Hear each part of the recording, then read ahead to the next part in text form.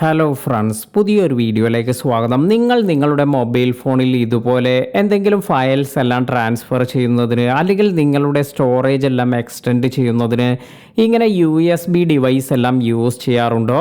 ഈ ഒരു USB device എല്ലാം യൂസ് ചെയ്തതിന് ശേഷം പലരും ചെയ്യുന്നൊരു മിസ്റ്റേക്കാണ് ഇത് ജസ്റ്റ് ഇതുപോലെ റിമൂവ് ചെയ്യുന്നത്. ഇത്തരത്തിൽ റിമൂവ് ചെയ്യുമ്പോൾ നിങ്ങൾക്കൊരു എറർ മെസ്സേജ് എല്ലാം വന്നിരിക്കുന്നത് കാണാം.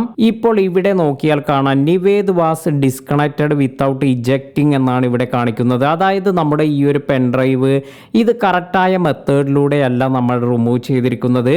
ഇങ്ങനെ നമ്മൾ ഇത് കറക്റ്റായ മെത്തേഡിലൂടെയല്ല റിമൂവ് ചെയ്യുന്നത് എങ്കിൽ നമ്മുടെ ഈ ഒരു പെൻഡ്രൈവ് എല്ലാം ഡാമേജ് ആകാനും അതുപോലെ നമ്മുടെ ഫോണിൻ്റെ സോഫ്റ്റ്വെയർ എല്ലാം തന്നെ ഡാമേജ് ആകാനെല്ലാം ഇത് കാരണമാകും. അതിനാൽ തന്നെ ഇത് എങ്ങനെയാണ് പ്രോപ്പറായ മെത്തേഡിലൂടെ നമുക്ക് റിമൂവ് ചെയ്യുക എന്ന് നോക്കാം. ഇതിനായി ആദ്യം തന്നെ നമ്മുടെ ഫോണിൽ നമ്മൾ ഫയൽ മാനേജർ എന്ന ഓപ്ഷനിലാണ് പോകേണ്ടത്.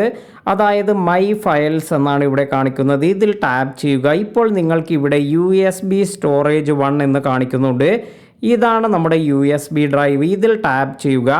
അതിനുശേഷം ഇവിടെ മുകളിൽ വന്നിരിക്കുന്ന ഈ ഒരു 3 ഡോട്ടിൽ പ്രസ് ചെയ്യുമ്പോൾ നിങ്ങൾക്ക് ഇവിടെ അൺമൗണ്ട് എന്നൊരു ഓപ്ഷൻ ലഭിക്കും. ഇതിൽ ടാപ്പ് ചെയ്യുക. ഇപ്പോൾ USB സ്റ്റോറേജ് 1 അൺമൗണ്ടഡ് എന്ന് കാണിക്കുന്നുണ്ട്.